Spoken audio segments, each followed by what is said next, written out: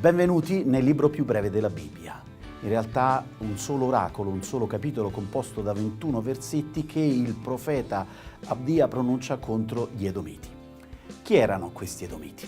Se osserviamo la mappa di Israele, vediamo che a sud di Gerusalemme c'è il regno di Edom. Lì si stabilirono gli Edomiti, i discendenti di Isaù, il primogenito di Isacco, che per fame, affamato, vendette la sua primogenitura al fratello minore, Giacobbe.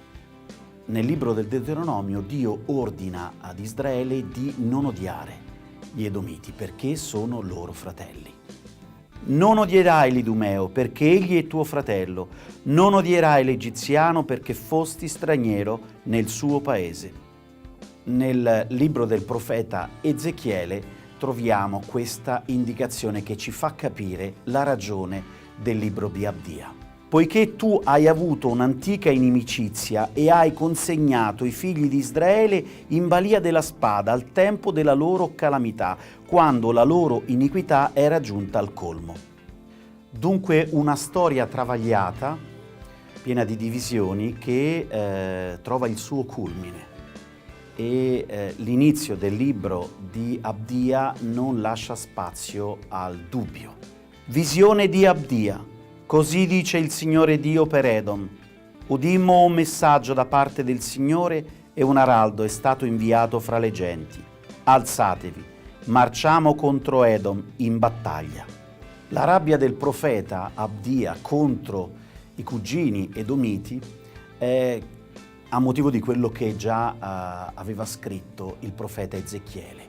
Durante la guerra di conquista babilonese, quando i babilonesi invadono Gerusalemme e la radono al suolo, gli edomiti, fratelli, cugini, invece di aiutare, di venire in soccorso, hanno approfittato di questa tragedia per trarne beneficio. E i primi versetti del profeta Abdia descrivono questa superbia, questa arroganza e questo tradimento del popolo di Edom. Tu eri presente quando gli stranieri ne deportavano le ricchezze, quando i forestieri entravano per le sue porte e gettavano le sorti su Gerusalemme, anzi, ti sei comportato come uno di loro.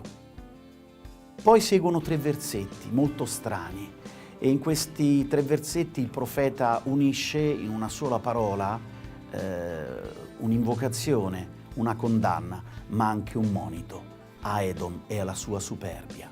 Non guardare con gioia al giorno di tuo fratello, al giorno della sua sventura. Non gioire dei figli di Giuda nel giorno della loro rovina. Non spalancare la bocca nel giorno della loro angoscia. Non varcare la soglia del mio popolo nel giorno della sua sventura. Non guardare con compiacenza la sua calamità. Non stendere la mano sui suoi beni nel giorno della sua sventura. Non appostarti ai crocicchi delle strade per massacrare i suoi fuggiaschi, non far mercato dei suoi superstiti nei giorni dell'angoscia.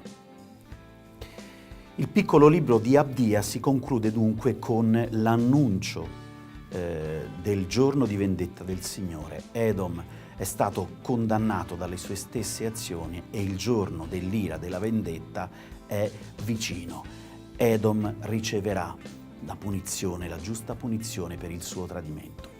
Come leggere il libro di Abdia?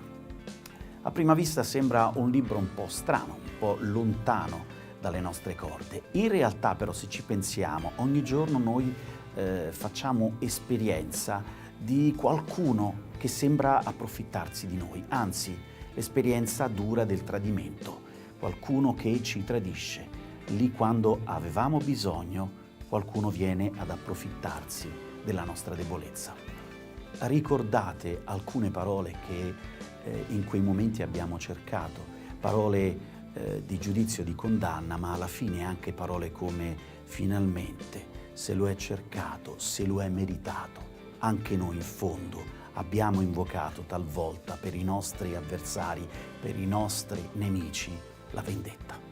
Nei giorni di rabbia, nei giorni nei quali ci va di invocare la vendetta del Signore, il giudizio su coloro che ci hanno traditi, possiamo prendere questo libricino, questi 21 versetti del profeta Abdia e dare sfogo a tutta la nostra ira.